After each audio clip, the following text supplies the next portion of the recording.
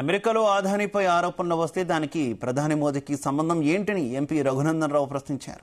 ఆదాని విషయంలో మోదీపై విమర్శలు చేస్తే అది ఛత్తీస్గఢ్, తెలంగాణ ముఖ్యమంత్రుల మెడకు చుట్టుకుంటాయన్నారు. రేవంత్ రెడ్డి ఆదానితో కలిసి పెట్టుబడులు తెస్తే తప్పు లేదా అని రఘునందన్ ప్రశ్నించారు.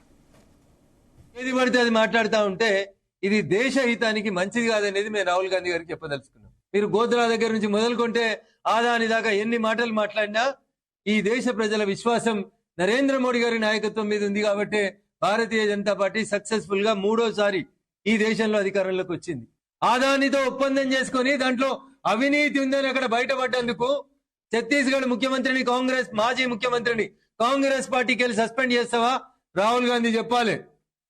తెలంగాణ ముఖ్యమంత్రి నువ్వు వద్దన్న తర్వాత పోయి ఆదానితోటి దోస్తానా చేసి ఆదానితోటి అగ్రిమెంట్లు చేసుకుంటుంటే తెలంగాణ ముఖ్యమంత్రి రేవంత్ రెడ్డి మీద ఏం చర్య తీసుకుంటే వాళ్ళ పునాదులుగా పార్టీని నిర్మించాలనుకున్నావు కాబట్టి గత 3 సార్లు మీరు డబుల్ డిజిట్ కే పరిమితమైనరు.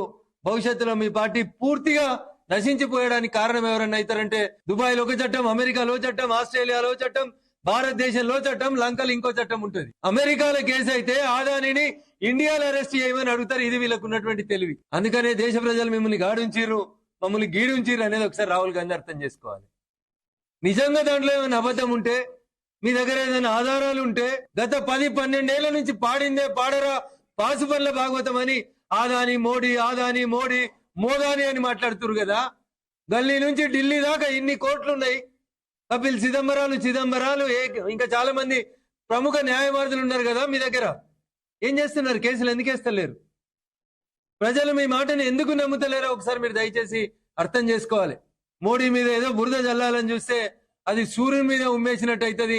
అది మీ మీదనే పడుతుంది, మీ ఛత్తీస్గఢ్ ముఖ్యమంత్రి మీదనే పడుతుంది, మీ తెలంగాణ ముఖ్యమంత్రి మీదనే పడుతుంది, నీ మిత్రపక్షమైనటువంటి డిఎంకే మీద పడుతుంది, లేకపోతే ప్రాంతీయ పార్టీలైన బిజు జనతాదళ్ వైఎస్ఆర్సీపీ మీద పడతాయి తప్ప భారతీయ జనతా పార్టీ ఆ రోజు, ఈ రోజు, రేపు కూడా ఆదాని విషయంలో కడిగిన ముత్యమూలనే బయటకు వస్తుందని చెప్పి ఈ సందర్భంగా తెలియజేస్తూ అబద్ధాల ప్రచారాన్ని తెలంగాణ ప్రజానీకం నమ్మొద్దని మేము ఈ సందర్భంగా సవినయంగా